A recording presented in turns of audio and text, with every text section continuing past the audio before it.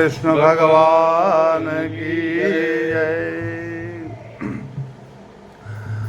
बड़े सौभाग्य की बात है, महागौरी मंदिर प्रांगण में श्रीमद् भगवत गीता का पाठ प्रत्येक रविवार की तरह आज भी समयानुसार प्रभु की नाम का कीर्तन के साथ में प्रवाहित हो रहा है। ये हम सभी के ऊपर भगवान श्री कृष्ण की अपार कृपा है। उन्होंने अपने गीता के माध्यम से ज्ञान को इस तरह से प्रवाहित कर रहे हैं कि जहाँ अर्जुन के साथ साथ सारे जगत भी उनके इस दिव्य वाणी से अपने जीवन को परमार्थ कार्यों में समाहित करते जा रहे हैं।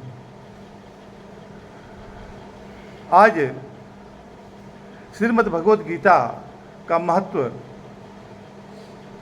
सारे संसार में बहुत ही नितांत आवश्यक बन गया है। मनुष्य के जीवन में मनुष्य इस परमार्थिक ज्ञान के बिना अपने कर्मों को भी समझ नहीं पाता है कि मेरा कर्म क्या उचित है, क्या अनुचित है। हम परमार्थिक के अज्ञानतावश हम अधर्म के कर्मों को भी धर्म में सम्मिलित करके और ये मन में सोच लेते हैं कि यही जीवन का सार्थकता है, यही जीवन का लक्ष्य है। इसी को भगवान श्री कृष्ण अर्जुन के माध्यम से गीता में ये बात बता रहे हैं कि कौन सा कर्म, कौन सा ज्ञान, कौन सा योग, कौन सा ध्यान, कौन सा धर्म हमारे जीवन में होना चाहिए और जिससे हम अपने इस मानुष जन्म को सुख शांति समृद्धि से, जहाँ ये लोक में अपने आप को निवाजते हुए अपने परमार्थिक कार्यों में भी हम इस तरह संलग्न हो कि हमारा लोक सुखी भी हो जाए और परलोक सुहेला भी हो जाए। इस कार्य के लिए यहाँ पर हम सब गीता के 8वें अध्याय में श्लोक नंबर 8 से यहाँ पर दिव्य वाणी भगवान श्री कृष्ण की प्रवाहित हो रही है।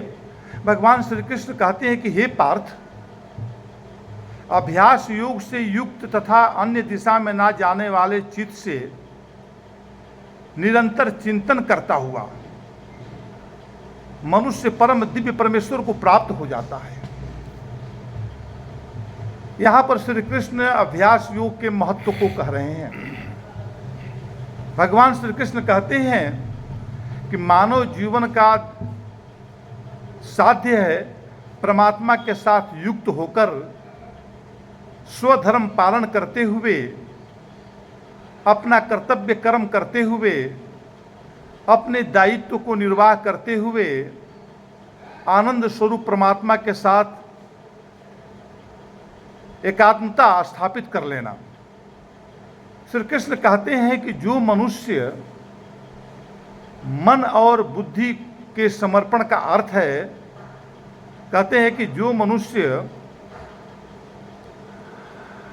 मन और बुद्धि के समर्पण के साथ संसार के विषय भोगों के प्रलोभनों से मुक्त होकर अर्थात भौतिक आकर्षणों से ऊपर उठकर दिव्य जीवन की और उन्मुख होना और पशु तत्व से देवत्व की ओर बढ़ना और उत्तरोत्तर उदात्त और उत्तम होना, यही स्वस्थ वैराग्य का स्वरूप माना गया है। कहते हैं कि वैराग्य का अर्थ है कि संसार से पलायन करना नहीं, बल्कि मन को, जो हमारा मन विषयों उन्मुख बना हुआ है, विषयों के प्रति हमारा मन केंद्रित है, उसको वहाँ से हम परमात्मा विमुख करना, परमार्थिक कार्यों में सम्मिलित कर देना। हमें केवल दृष्टिकोण को परिवर्तन करना है। हम जो हमारा मन विषयों में आकर्षित है, कामनाओं से ग्रस्त है, बिना कामना का जो कोई भी कर्म नहीं कर पा रहा है, तो कहते हैं कि जब हमारे जो विषय जो है हमारा जीवन में नश्वर है, ये विषय में हर समय क्षीणता आती है, परिवर्तन आता है, तो इससे जो हम अपना ध्यान केंद्रित किए हुए हैं, तो कहते हैं कि मन को विषयों से जो उसकी नश्वरता को समझते हुए इस जीवन के घड़ियों में हम जो है उसको परमार्थिक कार्यों में मन को उस तरफ फेर दें, उस तरफ उसको लगा दें, तो हमारा जीवन धन्य हो जाएगा। देखिए, हमारी कामनाओं की पूर्ति तो परमात्मा की कृपा से ही होती है। जब हम परमात्मा के तरफ हम ध्यान को लगाते हैं तो हमारा किसी न किसी रूप में हमारा संसार के कामनाओं की पूरा करने की क्षमता आ जाती है, तो हमारी कामनाएं उसी के द्वारा पूरी होती है।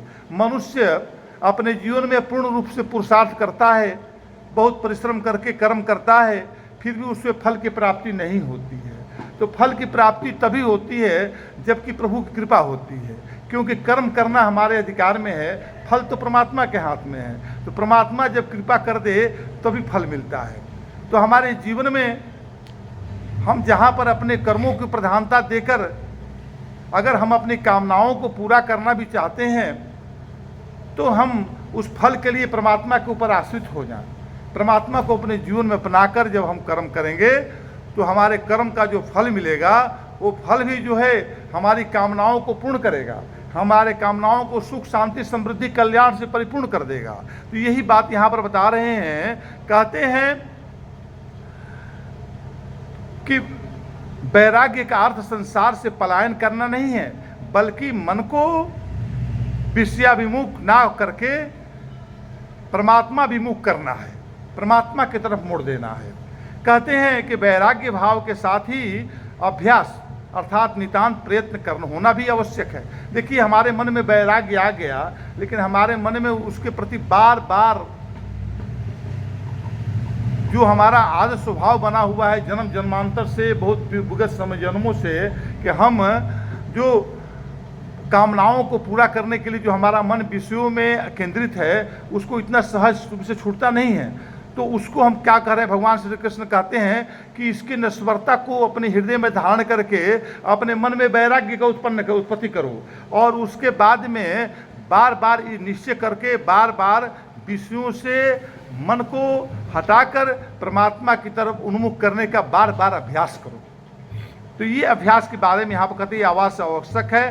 कहते ज्ञान मार्गी जगत के विषयों तथा अनात्म वस्तुओं के प्रति आसक्ति से निवृत्त होने के लिए अनुचिंतन द्वारा निरंतर अभ्यास करते हैं, उसका चिंतन करते हैं कि सत्य क्या है, असत्य क्या है, और इसी से हमारे जीवन में विवेक आता है। हम कोई भी कार्य करते हैं तो विवेक का होना जरूरी है। विवेक के बिना हम कार्य करते हैं तो हमारा कार्य अज्ञानता से परिपूर्ण बन जाता है, और वो ज्ञान से जो कर्म हम करते हैं वो कर्म हमारे लिए कभी कभी बंधन का कारण बन जाता है, कभी हमारे लिए दुख और विपदा का कारण बन जाता है। तो हमें हमेशा जो है विवेक के सहारा लेकर हम अपने जीवन के मार्ग को प्रशस्त करें। आगे बोलते हैं कि परमात्मा को चित्त समर्पण करने पर ज्ञान योगी अपने चित्त वृत्ति के प्रवाह को अविच्छिन्न रूप से ब्रह्माकार कर देता है। ज्ञानी आदमी, उसका चित्त अनन्यगामी हो जाता है, अन्य दिशा में नहीं जाता। दिव्य परम पुरुष परमात्मा के अविचल भाव से मनन और चिंतन करने पर वह उसे प्राप्त हो जाता है। सर्वप्रथम परमात्मा स्वयं प्रकाश है, परमात्मा स्वयं प्रकाश है। बाकी संसार की जितनी भी चीजें हैं, इस सब का प्रकाश अपने आप में नहीं है, वो सब परमात्मा के प्रकाश से प्रकाशित हो रहे हैं। जैसे सूर्य है, सूर्य को हमको लगता है कि सूर्य का प्रकाश आ रहा है, लेकिन सूर्य का प्रकाश भी परमात्मा के प्रकाश से प्रकाशित हो रहा है। इसी तरह से संसार में जितने भी जो विभूतियां हैं, ये सब विभूतियां परमात्मा की कृपा से ही प्रकाशित हो रही है, क्योंकि वो स्वयं प्रकाश है, वो खुद वो प्रकाश रूप है। और जो प्रेम मार्ग है, ये इसमें जो है परमात्मा की कृपा जब होती है तो वो चीज़ प्रकाशित होता है। तो हमें ये बात को निश्चय अपने मन में करना है। कहते हैं कि अपने ही प्रकाश से प्रकाशमान है और आदित्य मंडल का मध्यवर्ती पुरुष, उसको प्रकाशित करने वाला पुरुष वही दिव्य परम पुरुष परमात्मा है। कहते हैं आदित्य बोलते हैं आदित्य मंडल। आदित्य मंडल मतलब सौर्य मंडल, जो सूर्य का मंडल है उसको आदित्य मंडल कहते हैं। तो कहते हैं कि आदित्य मंडल के मध्यवर्ती, जो इसके दायरे में जितने भी चीज प्रकाशित हो रहे हैं, तो कहते हैं कि इस आदित्य मंडल को ही प्रकाशित करने वाला दिव्य पुरुष परमात्मा ही है। जिस प्रकार नदियां प्रवाहित होती हुई समुद्र में अपना नाम और रूप छोड़कर विलीन हो जाती है, उसी प्रकार ज्ञानी पाप पुण्य से ऊपर उठकर